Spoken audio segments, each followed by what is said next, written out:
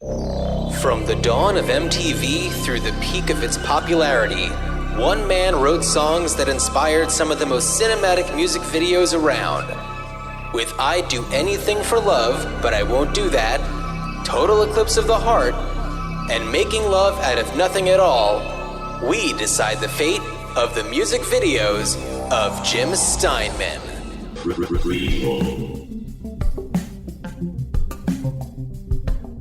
Sequel. Reboot. Which one will it be? It's the Ruined Childhood Podcast.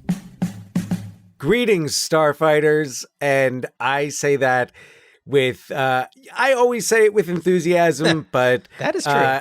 This has been, we've had a bit of a gap and a bit of a delay. On top of that, I'm really excited to be doing the episode that we're doing, and, just kind of in an interesting place right now. So my greetings, Starfighters, is even more heartfelt than usual. That's right. This is not an episode about the movie The Perfect Storm, but we have had the perfect storm of situations that have prevented us from recording. I was sick for a bit over a week and was unable to do anything. And Dan, why don't you share your news? I've got a new baby in the family. So That's right. My son Simon was born on April 6th. We're recording this on April 13th. And so we've just kind of been in the whole little like love bubble with the new baby, and he's fantastic, and my wife has been just like amazing, and is doing incredibly well, and we're just really happy. But as John said, it was the perfect storm. So let's Mark see. Wahlberg was there. Yeah. Mark Wahlberg with We the had Boston John C. Reilly. John C. Reilly was there, absolutely. George Clooney playing pranks. I'm trying to remember the name of the actress, and why am I drawing a blank? Diane Lane. Diane Lane was there.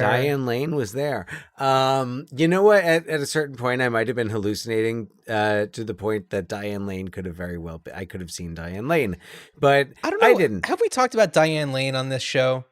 I believe She's fantastic. I believe she's come up, but yes, wonderful actress, who's in that movie. So sorry, Who's in that movie? But that is not what we are here to talk about today. No.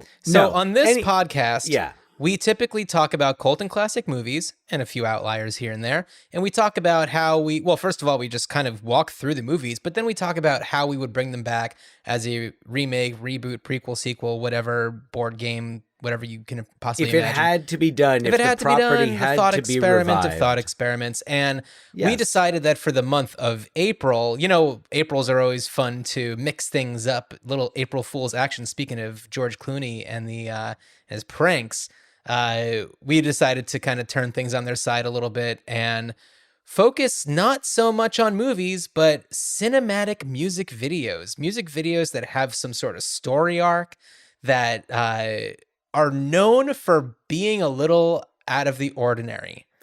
They're more than your average music video. It's more than just the band on a soundstage, or just going in through different settings. Music videos that tell a story, that capture you not just with song and sound, but with sight and story. Dan, you're starting to sound like Mitch Cohen. And I think you're a little sleep deprived. A tremendous amount of joy watching these videos. So on this episode, we're focusing on the I cinematic. come alive. We're focusing on the cinematic music videos, which is interesting. There are 3 songs written by Jim Steinman, and they are from 3 different performing artists. And I don't know if they have any links to the productions for their music videos. I don't believe they do. I need to check on that. I mean, one of them was done straight up decade after the other ones. Yeah, I don't. There's not a connection between these, and I mean, we'll get through them. And there's, there are connections among like Meatloaf videos, right? But we're doing one Meatloaf video, right? So, Dan, do you want to do these chronologically, or do you want to do these in any type of different order? I don't know, maybe notoriety order. I don't know if that could really be done. I do think that chronological order makes sense. Okay, great. So then in that case, we're going to be starting with the it was released in the UK in February of 83, June 83 in the US, Total Eclipse of the Heart, as performed by Bonnie Tyler, written, of course, by Jim Steinman. Before we launch into that song and the music video, Dan, do you want to give a little bit of background about Jim Steinman? Okay, so rest in peace, pour one out, by the way. Oh, yeah, definitely. And by the way, pour one out for Gilbert Gottfried, who has nothing to do with anything we're talking about today, but the news yesterday. And okay, so Jim Steinman, you know him as the writer of, yes, Total Eclipse of the Heart, I Would Do Anything for Love, but I Won't Do That, Paradise by the whole Bat Out of Hell album, Meatloaf's kind of groundbreaking operatic album. And Jim Steinman was such a part of that, and he's such it's his signature voice. It's so signature that when you hear bands that are not necessarily like the light FM acts like Air Supply, but a band like Sisters of Mercy doing a Jim Steinman, I forget if he produced the track or wrote the track or whatever, but he did a Sister of Mercy song, Celine Dion's "It's All Coming Back to Me Now," right? And Jim Steinman was so popular. I'll give you a little background. So he really kind of found himself as an artist at Amherst College in Massachusetts, and he there he collaborated with people such as Barry Keating. Barry Keating wrote the Broadway musical Starmites, and when I directed it, I actually had Barry Keating come out and meet and talk with the cast. So Barry Keating and I actually chatted a bit about his work with Steinman as well. Did you now? And it was the late 60s, so a lot of Steinman's stuff was like a more operatic, more like, he was like into like Brecht and like Wagner and pop wise, you could hear a lot of like, especially in his productions that fuck Phil Spector, sure. Fuck him. A lot of his like wall of sound you can hear in a lot of like Steinman's productions.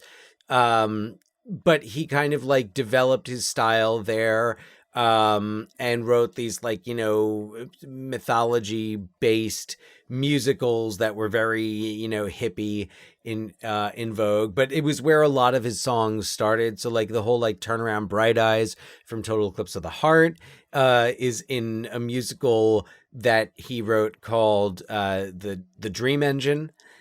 Oh. And there were some other things like the monologue from You Took the Words Right Out of My Mouth, which is the second track on the Bat Out of Hell album. It's a great song. On a hot summer night, would you offer your throat to the wolf with the red roses? And that's Steinman doing that on the album. I love it. Yeah. So what years would this have been when he was doing this kind of stuff? So this was late 60s, and then early 70s, he was doing stuff in New York and like The Public. I know Joe Papp was a big supporter of his, and that's where he collaborated with Bette Midler in the early 70s. She kind of did a demo of Heaven Can Wait, which is on also on Bat Out of Hell. Huh. And and then he did he had a song that Yvonne Elliman did of her album, and then he wrote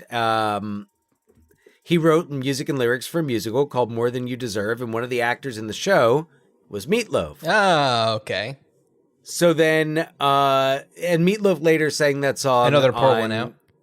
On another, yeah. And Meatloaf sang that song actually on his album Dead Ringer in 1981. Which also features a lot of Steinman songs. So then, fast forward to 1977, and Steinman has been, doing stuff with Meatloaf, and it's kind of like, the songwriter finds the voice, right? That type of thing. And then they started to, they were touring with the National Lampoon show for a while, and then. Eventually, like, Steinman and Meatloaf went around trying to sell Bat Out of Hell to people, and like they went into these record execs' offices and was doing Paradise by the Dashboard Light in their offices, like Meatloaf, Ellen Foley, and Jim Steinman, and a pile of cocaine. So. Needless to say, yeah. So anyway, so eventually Bat Out of Hell gets made by CBS Records, and it is released 2 days before I was released from the womb. So October 20th, 1977, Bat Out of Hell comes out, and it takes some time to pick up in the States. It's huge immediately in the UK. But eventually it just keeps picking up, and it's just got this great cult around it. And Paradise by the Dashboard Light just, is one of those party classics. And then Steinman he collaborated with Bonnie Tyler on Total Eclipse of the Heart, Faster Than the Speed of Night. He's big into these puns and these plays on phrases. He used going all the way. That phrase is involved in so many of his songs, and he just is kind of a master of double entendre. He recorded his own album. Own solo album called Bad for Good, and it's interesting. The videos for that album that should be an episode in and of itself. But what's interesting is he collaborated with a lot of musicians who we know of, several members of the E Street Band. Played, on Bat Out of Hell and a lot of his work there. And Todd Rundgren was, produced Bat Out of Hell. Really? You got all these people. And then, I don't think Steinman wrote the song Dead Ringer for Love. Wait, did he? By the way, no. Dear listener, this entire time, Dan's eyes have been rolled into the back of his head. He's completely disassociated, and he's just rattling off this information off the top of the dome. He has completely disassociated. He is not of this realm any longer. Okay, so thank you, John, for bringing me back to Earth. I just want to give a couple of just a couple of little bits about Steinman that you might not know. So Holding Out for a Hero, one of the big hit songs from Footloose, sung by Bonnie Tyler. Right. It's also a Steinman composition. One of the original, so old school, 1980s Hulkamania wrestling fans, WWF, would remember one of Hulk Hogan's first entrance songs before he started using Real American, and it went dun dun dun dun dun dun dun dun dun dun dun dun dun dun dun. So that was written by Jim Steinman, and it was actually a Bonnie Tyler song called "Ravishing." Oh. So Steinman and Meatloaf kind of had a falling out, and then they got back together. And in '93, Bat Outta Hell 2 came out, and it was a huge hit. And we're gonna be talking about some of the music from that today. And after that, like, Steinman kind of drifted around. Like I mentioned before, he wrote and produced Celine Dion's "It's All Coming Back to Me Now," which was a big hit for her right when she was Sure. That was right after the Titanic song. And he did a bunch of other things and Did a bunch of never other things. really. And then That was, I mean, like, Bat Outta Hell was pretty much the peak, and then there was that, and wasn't Bat Out of Hell 2 called Back into Hell? Indeed it was. Yeah. Oh, and there was a Bat Out of Hell 3. Oh yeah, that's right. That was pretty, I mean, in the grand scheme of things, pretty recently, right? Like within this millennium.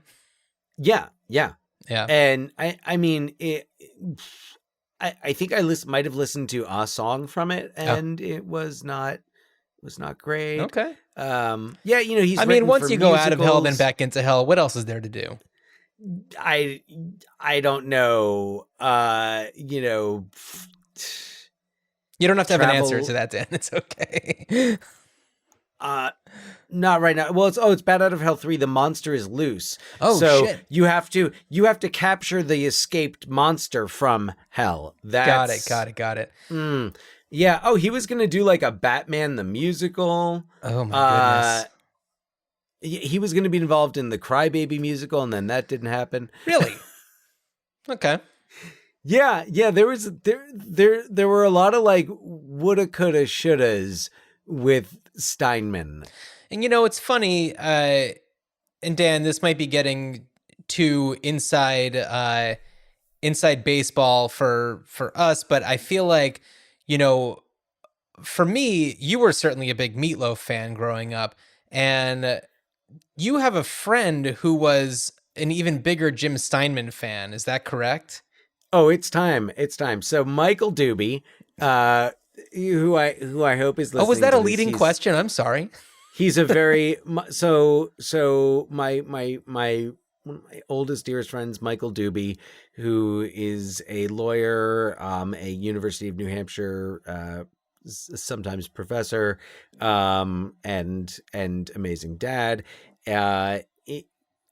was like in the inner circle of Jim Steinman fans. And so this was in high school when we were like we were just kind of hanging out and real like, cool talking about guys. Just music. a couple of real cool guys. Oh no, yeah. Well, only the coolest guys obsess over Jim Steinman music. Yeah, no. Shit. No one was getting laid like we were. No. You're disassociating again. Snap back into it, Dan. Yeah. Okay. So anyway, so I mean, like, he really was into Steinman, got like back into the back. I loved Bat Out of Hell. Thought that was an awesome album. I thought Bat Out of Hell 2 had some great tracks on it, and I really enjoyed a lot of the Steinman production. I liked the humor of it. There was a lot of humor in it and a lot of theatricality. So I was really into that because I was, dramatic theater kid, teenager. Yeah. So, well, why don't we now rewind?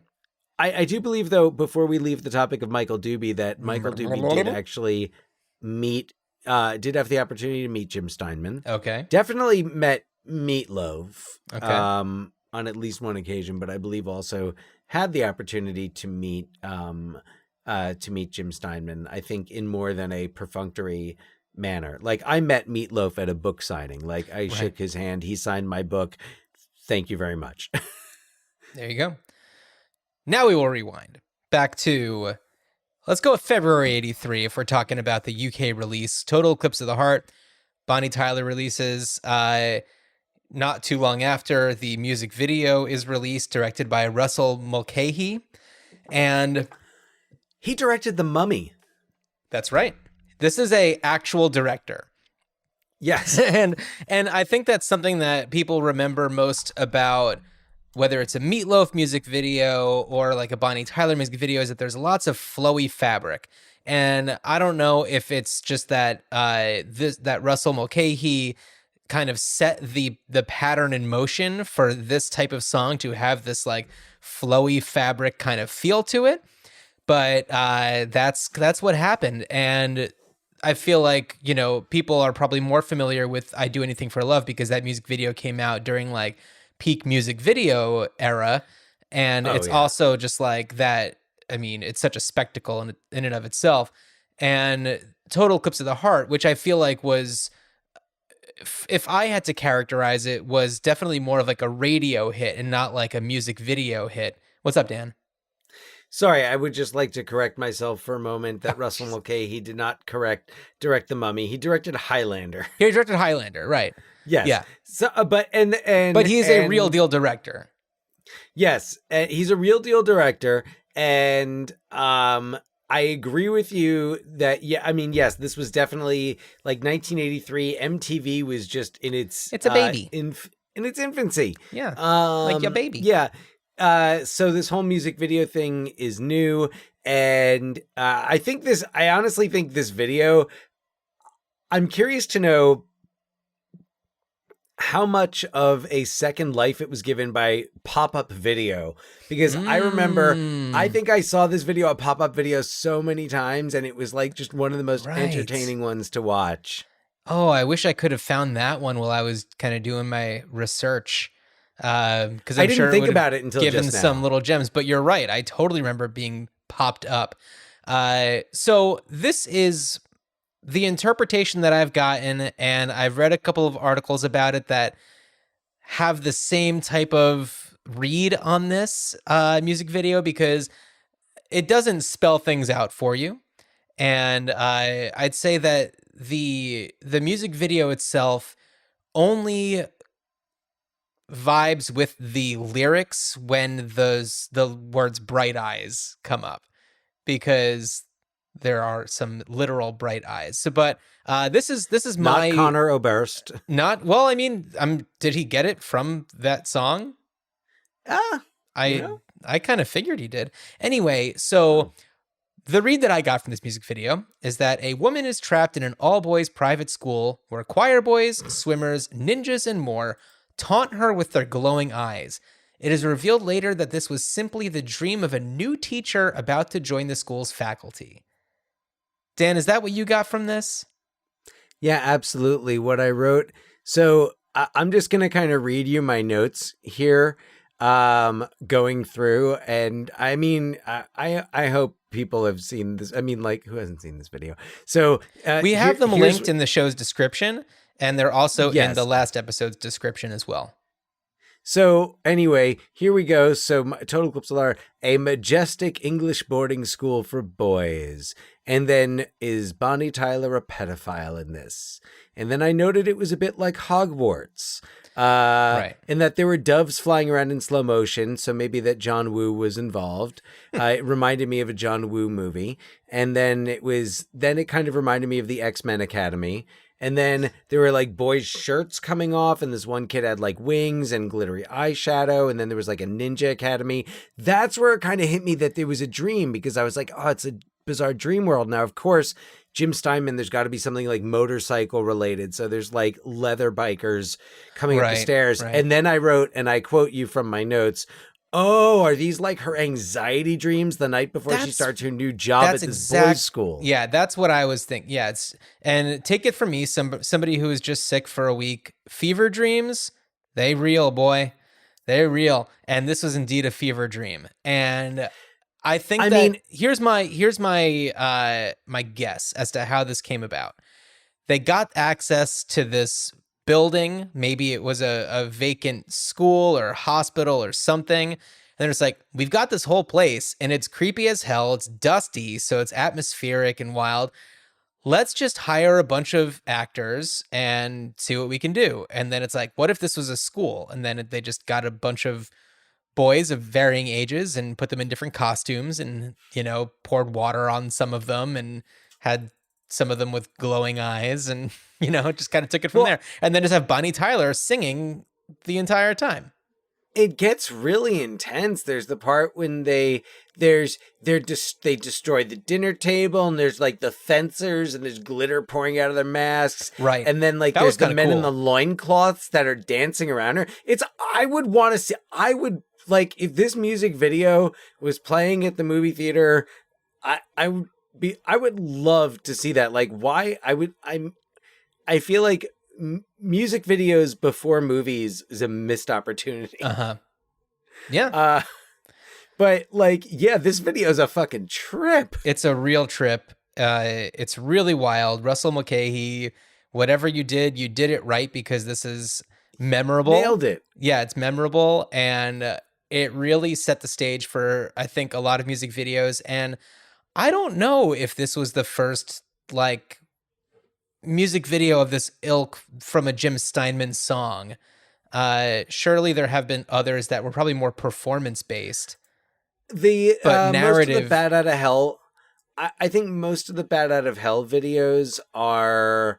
I think there's like some cinematic clips mixed in, Yeah, but I think but it's it's mostly like on a performance. soundstage. Yeah. yeah, it's mostly just like Meatloaf on a soundstage. Right. Yeah. Yeah. So, all right, so that's what's going on in shall we move on to the next one? And Yeah. So this next one's going to be interesting because, as it turns out, there are two versions of it, and we're talking about "Making Love Out of Nothing at All," as recorded by Air Supply, later recorded by Bonnie Tyler in the I think mid '90s. So this was July Mid-90s, yeah. '83, and so the music video that I watched, which I think is the more common, I don't know. In this one, a young soldier returns home from war to Brooklyn, where he instantly meets a woman who dropped her groceries on the ground. We track this couple over the subsequent years as their love grows and then fades, especially due to his wandering eyes. And once a baby is in the picture, he turns into a real POS. But with the memory of their first encounter as fresh as just picked lettuce, they are able to make love out of nothing at all. kind of reminded me of Blue Valentine. Oh, Blue Valentine. That's Without the cunnilingus. Oh, yeah. And the really cute like ukulele moment, and Well, yeah, that too. But there's that cute little picnic moment. So yeah, that is the more common one. And had I not done some like research, I would not have known that there was a second version. And the second version, oh, what's going on here? Okay. Hang on one second. Sorry, I got stuff popping up on my computer.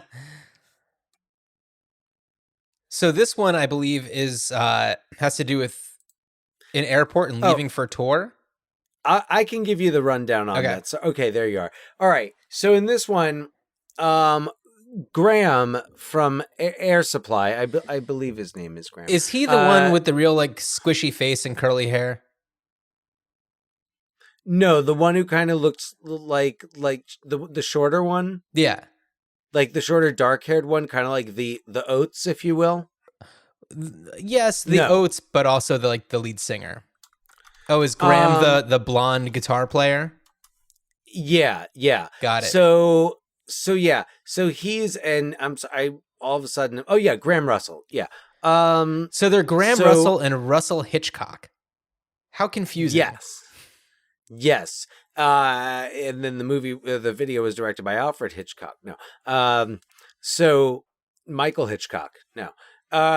So Graham is leaving to go on tour, and his wife is upset with him. Oh no. This is not what she signed up for. And on top of that, he's definitely banging someone else on the road. And she's kind of, she's thinking about him. And he's thinking about her because he knows that things were not good when they left. And, they're on the plane. They're on this tiny little touring plane. And he's not having fun. Everybody else is having fun. They're playing music and having fun, and he's not. And then next thing you know, she's she's packing up her things. She's done. She's leaving, and Air Supply is they're going from sold out show to sold out show, but Graham Russell just is not feeling it. Until and then we realize that she didn't pack her bags to leave him. She packed her bags to join him on the road. Oh, she's making love out of nothing at all. That's wonderful. He'd wanted her to join him on the road, and she was like, no. Oh, good. So he gets what he wants. How nice for him. And they kiss in these crazy. So I wasn't expecting necessarily to make the other wrestling reference, but if you just Google Ricochet entrance, okay. Yes, no, there's a WWE superstar named Ricochet who has these awesome entrance lights, and is basically the same like lights lighting that Graham and his wife, and it's his actual wife, by the way, right, in the video, Jodie Russell. They're kissing. Yep, Jodie Russell. So I think the more common version of the video is the better video. Oh, okay. So you consider the one with the army vet in the 50s or 40s, maybe the official one. I mean, that would be that's the official one, because that also cuts back. It does show Air Supply in it, doesn't it? Yes, because they didn't have enough material, so it just kind of goes back to Graham Russell and Russell Hitchcock just singing and playing the guitar, and Graham Russell looking like, I don't know, just a piece of white bread, barely doing anything, and Russell Hitchcock like really emoting hard and looking like he's about to, I don't know, piss out a kidney stone or something. Oh my God. Bursting into song and tears at the same time. They're really giving it their all, but they look really silly at the same time. Oh, absolutely. We do not have a Russell Mulcahy level direction on this video. We do not, my friend. Or vision. Nor do we have Michael Bay. No. Oh, but so an interesting, sorry, before we move on to... Oh, that was such a good segue. Nor do we have... I'm sorry. I fucked it up. Come on, man. Nor do they have Michael Bay. Say what you got to say, and then we'll do that again. Let's just go back to it. No. That's, all right. What were you going to say? What were you going to say? No, never mind. What were you going to say? I'm going to try to do... It was a Criminal Minds connection. Hey, look, say what you're going to say, and then I'm going to try to make a Michael Bay thing happen. Out of nothing at all. No. Just do your thing. I won't do that. All right. Just do what we're going to say. So Criminal Minds, an episode of Criminal Minds, like the climax of it, apparently a victim was attacked by a bar piano player, and there's like something because he tells that he's like, no, I couldn't have been the one to do it because whatever, like the attacker played like Total Eclipse of the Heart during the attack or something, but actually played Making Love Out of Nothing at all. And the whole idea of like the resolution of this is that like the guy fucked up because he got the song titles wrong because they sound so similar. Wow. That's an episode of Criminal Minds? Yeah, so that is season 7, episode 12 of Criminal Minds, titled Unknown Subject. Sounds like something out of a Michael Bay movie. Speaking of Michael Bay. August 1993. I'd do anything for love, but I won't do that. And we have, I'd say, one of the more memorable music videos in music video history. This one, indeed. Michael Bay pulls out all the stops, and he gives us just this delicious treat of meatloaf goodness. And we should put this in context that this is Michael Bay pre-movies. Sure. Mm-hmm. Bad Boys, pre-Bad Boys. Pre-Bad Boys, yeah. Yeah, I think it was his first just movie. Before Bad Boys, right? Yeah, Bad Boys was 95. Okay, yeah. So, yeah. So, But Michael Bay at this point, like just a renowned film director. I mean, what didn't he do?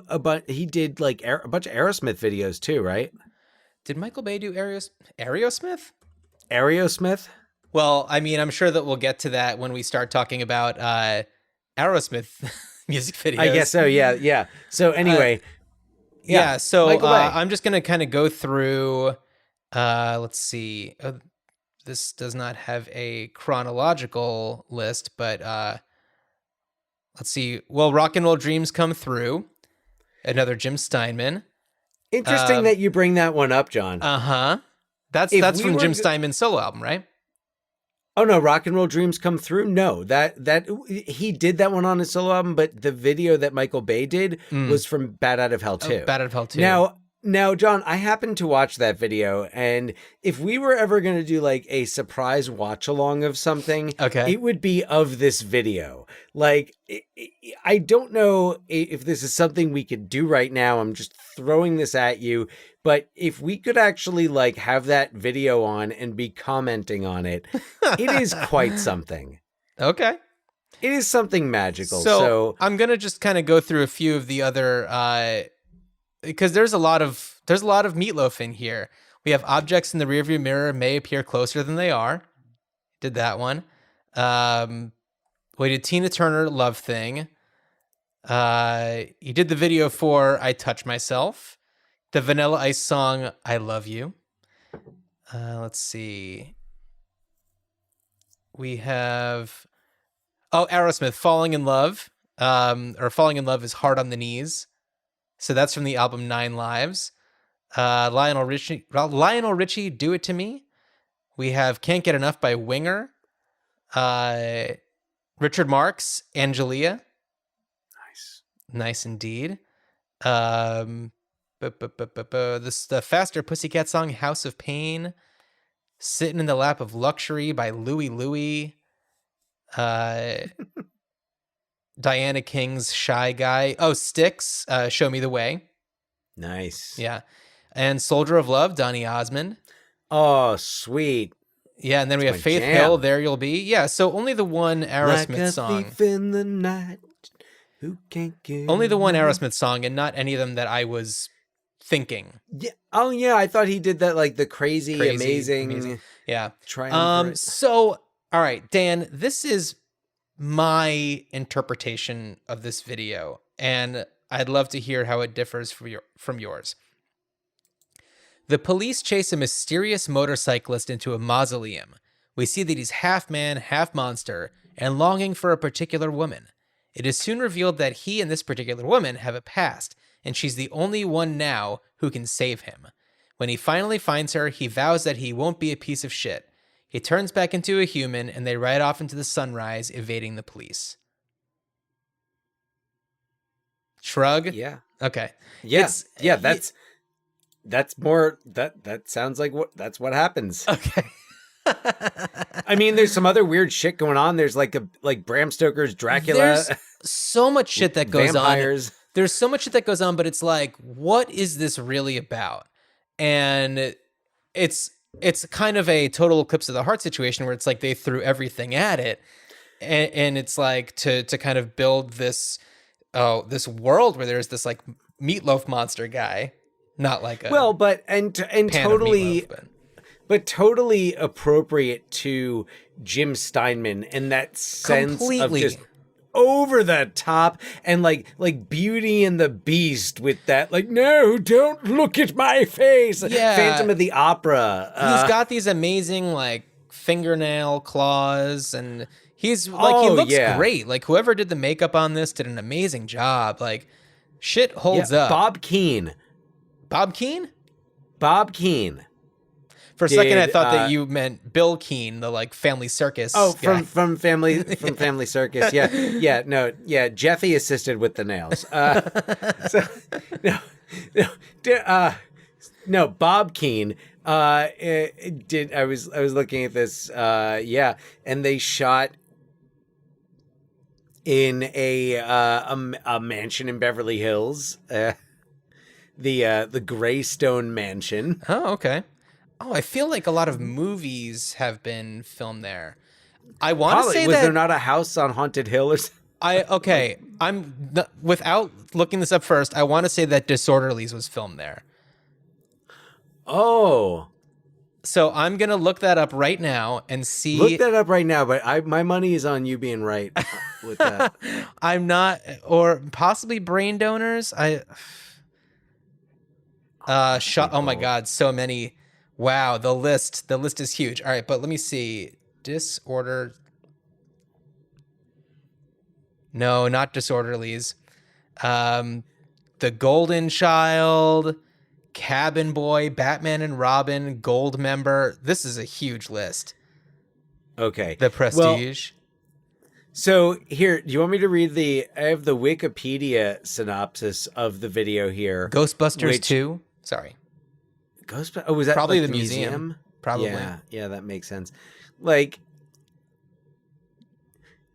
yeah, I think that like your interpretation actually like ties the video a little bit more to the song, because the synopsis on Wikipedia and the video, I mean, like, I guess kind of implies that previous connection to how she's the only one who can save him, but that's not mentioned in this synopsis. It's just like kind of how he comes across her and is watching her, and I guess like becomes obsessed with her. Gotcha.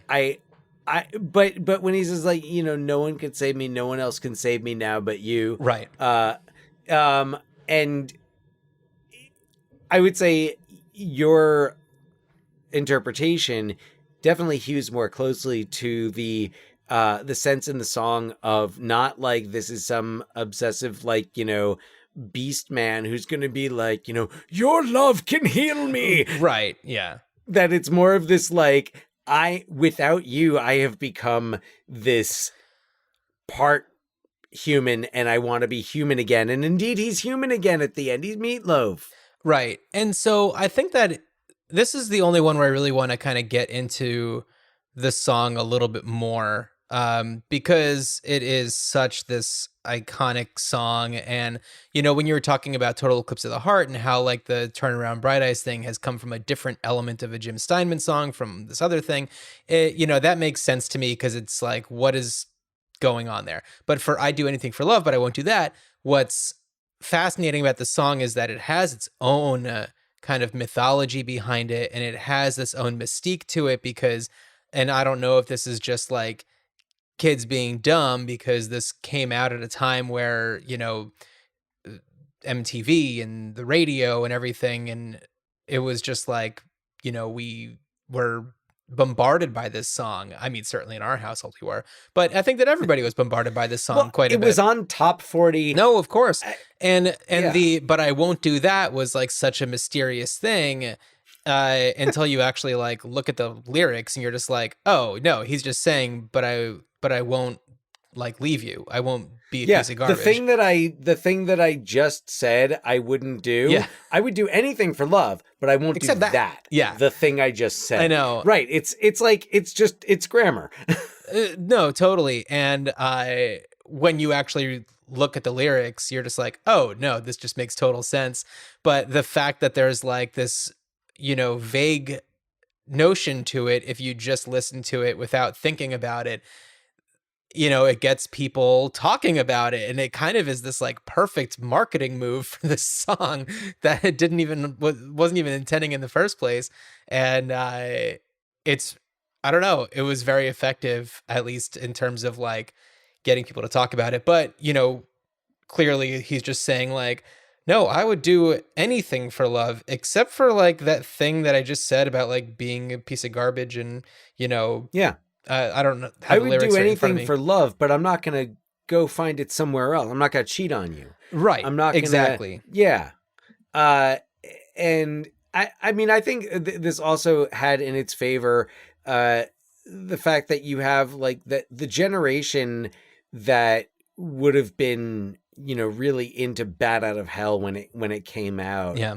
I guess the younger end of the boomers, you know, then they have like their kids are in high school when this comes out. Right. So it's kind of, I think, with a lot, I mean, not in our house because our parents were not fans of Meatloaf, but I'm sure in a lot of homes where, like, you know, parents like had that album, that like when Bat Out of Hell 2 came out, it was like, oh, all right.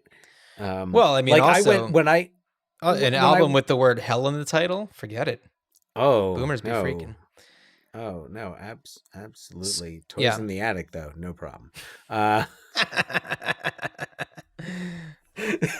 So anyway, Love yes. in an elevator is just about, you know, like seeing someone cute in an elevator, you know? Yeah, no, it's about, you know, intimacy. Yeah. It's just about intimacy. Being close and, you know, knowing how to push someone's buttons. And I actually did have the opportunity to see Meatloaf on the Bat Out of Hell 2 tour. Did a great show. Dan, may I ask you, is this when you saw the Gin Blossoms for the first time? No. Oh. No, Jim Blossoms opened for UB40. That was UB40, I'm sorry. You're No, one of your Meatloaf- other childhood obsessions. I mean, well into adulthood. You are but literally sitting right next to a UB40 framed something or other. I have a signed set Multiple. list from 2006. Well, literally right next to you. I'm looking at, like, next to your shoulder. Oh, that's just an album cover. It's still a framed album cover. It is. So yeah, just going back to you know, the actual song itself, it's what's something that's amazing about this song is that it has no structure at all. It is all over the place. Like, in terms of like creating a song, it makes no sense. It starts off with, and I would do anything for love. Like, there's nothing lyrically leading into that. It starts with and, which is fascinating. And I would do anything for love. I'd run it into hell and back. I would do anything for love. I'd never lie to you, and that's a fact. But I'll never forget the way you feel right now. Oh, no, no way. That's what he won't do. Forgetting the way you feel. Yeah. So it's pretty, it's pretty basic right there. And this has, like, it's such a cool song, and it builds in such a really fun way. As long as the planets are turning, as long as the stars are burning, as long as your dreams are coming true, you better believe it. That's like such a triumphant moment. It's so cool. It's so fun. And you better believe it, and I would do.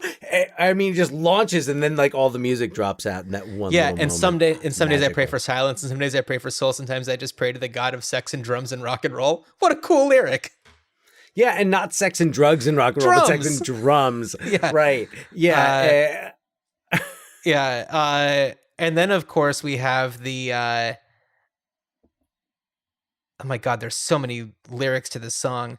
I don't ever stop dreaming of the you every night of my life. Will you raise me up? Will you hook me down? Will you get me this out is of the duet. The duet part is amazing, and it's just like, oh We shit, go into the duet, we just listened yeah. to essentially like 2 songs worth of song, and now we've got a whole other song. But listen to it. Look, it harkens back to "Paradise by the Dashboard Right. Light," which starts out dun, dun, dun, dun, dun, And who dun, sings dun. who sings the female part in this one? In this one, it is, I want to say, Carla DeVito, though I think I'm wrong about that. No, I'm sorry, Lorraine Crosby. Oh, okay. Let me make sure I'm looking at the right song here. Yeah. Yes, Lorraine Crosby. Yeah, but just like some of the back and forth here where she's kind of asking these questions of him, and he's like, I can do that. And then like, it's just such a cool moment. Like, will you cater to every fantasy I got? Will you hose me down with holy water if I get too hot? Will you take me places I've never known? It's so cool. It's so dorky, but it's so cool. Oh my! Yeah. Oh, it's amazing. Yeah, Oh. I mean, it's like you were saying, like, it's a Would theater you take kids. me places I've never Yeah. known? It's a total Oh, I theater can kids rock song. It's a total karaoke showstopper. It's awesome. There was one night. This is back when I was living in LA, and a friend of mine.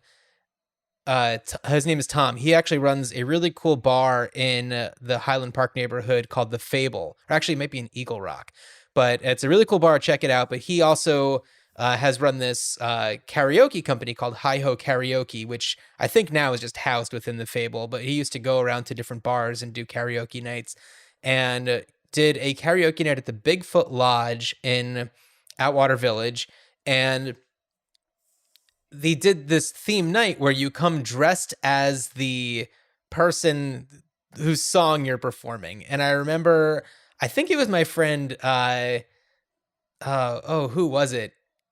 Oh my God, why am I blanking now?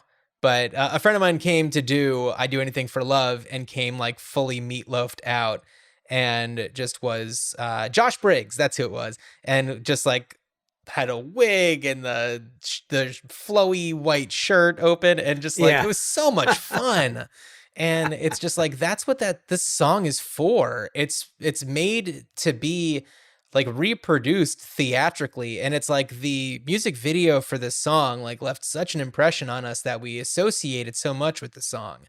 And you know, it came around right at that perfect time where like MTV was in its stride, still just playing like music videos all the time. I don't know if Beavis and Butthead had begun around this time. Oh, but yeah. Oh, definitely. But MTV, this was that MTV, that like golden era. MTV like has its own original programming. Yeah. Yo MTV Raps, 120 minutes. 120 minutes is amazing. But I think you also had like Remote Control was probably. Is that the right show? Remote Control. There was Remote Control. You know, there was Squirt TV with Jake Fogelnest, and I think that was The Grind, and you know, it was fun. It was like the very beginning. It was before all that like real world road rules stuff. Just before Real actually, World. no, actually, yeah, on the cusp of Real World, right? Which I think was we really had yet to meet Puck, but we were about to. I think we did have like Spring Break, Mm-hmm. You know, the MTV Beach House. I think that was already a thing, right? MTV Beach House. I mean 93 probably, and let's see. Like, I don't know if there was Vanilli the like screwed up their lip sync, oh. or that was something else. That was yeah, that was a different thing. But yeah, no. What a fun time. It was a really like unique time that like you couldn't explain that to a kid now. And this is not me being like back in my day. It's just like it was a special thing that like you can't really describe it.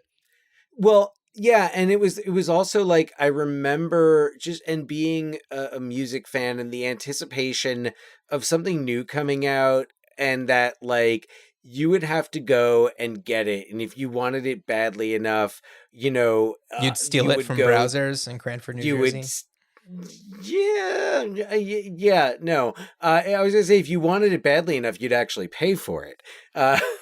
But you would go to like going to midnight like releases so that you could buy it like at 12:01 when it's released. Or like I remember there was a place in New Brunswick, New Jersey, Tunes, and they used to put out like the new releases would hit the shelves on Tuesday, but they would put them out like Monday evening. Oh wow.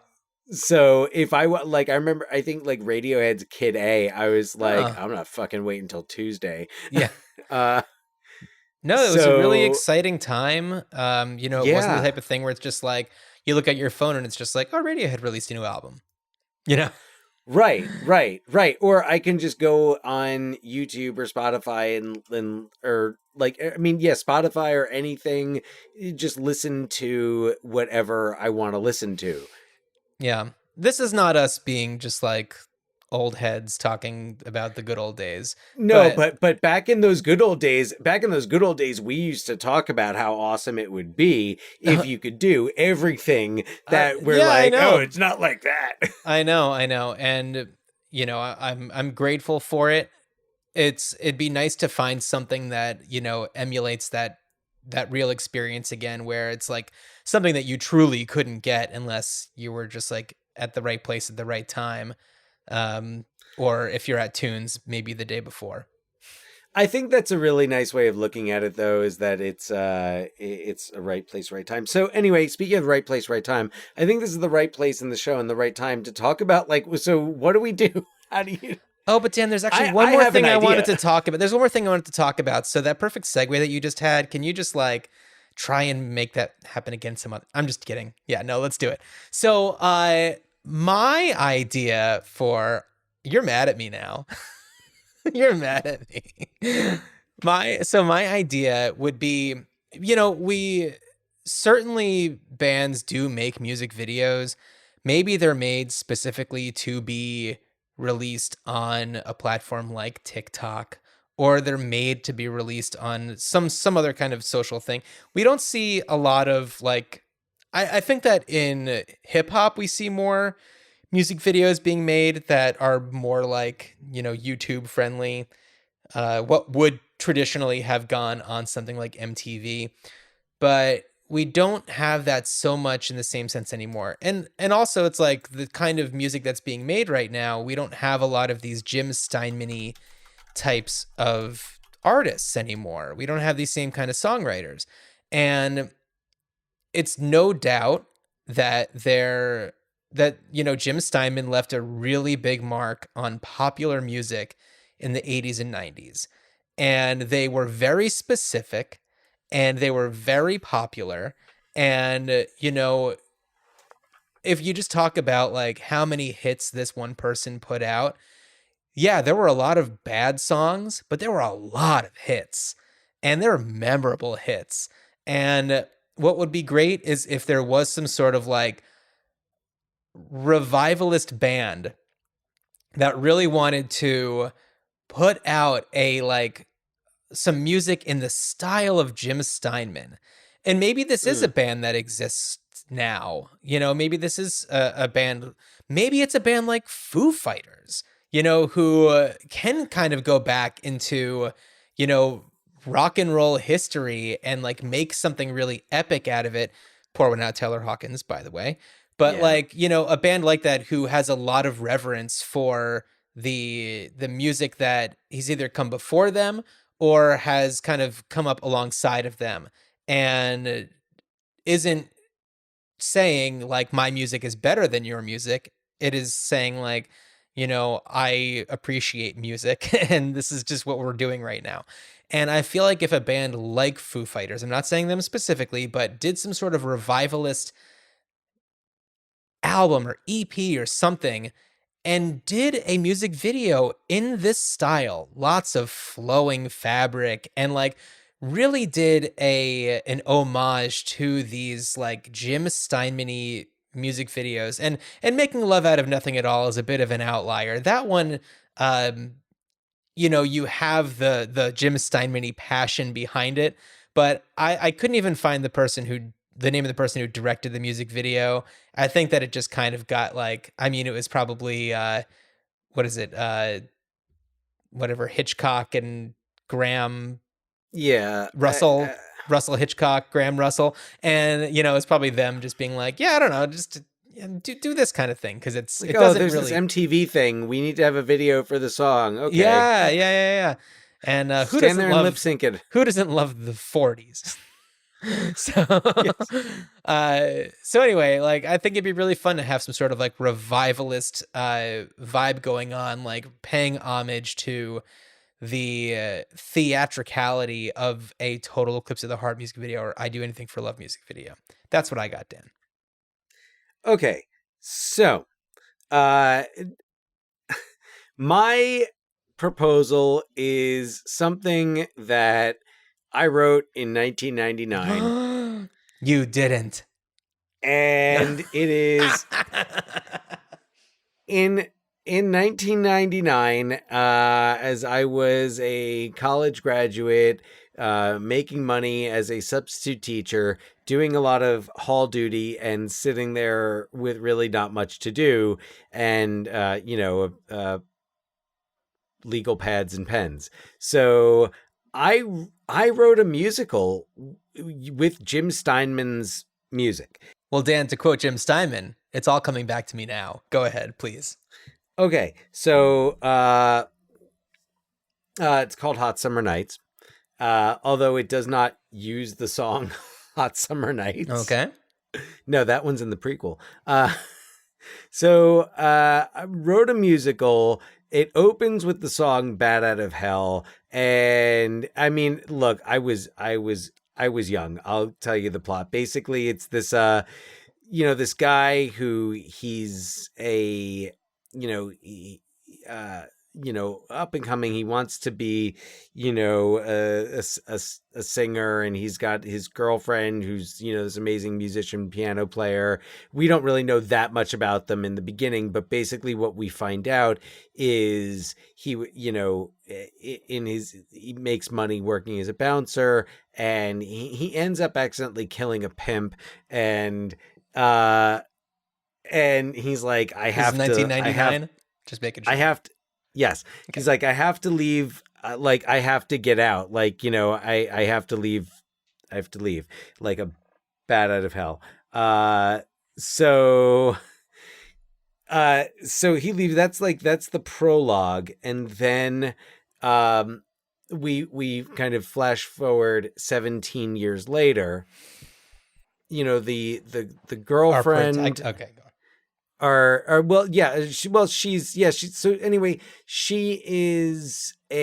She's haunted, figuratively, literally as well.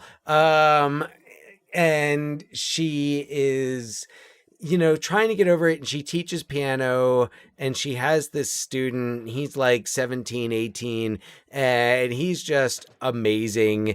And it's like when he plays his music, she is like the spirit of her, like this, her love.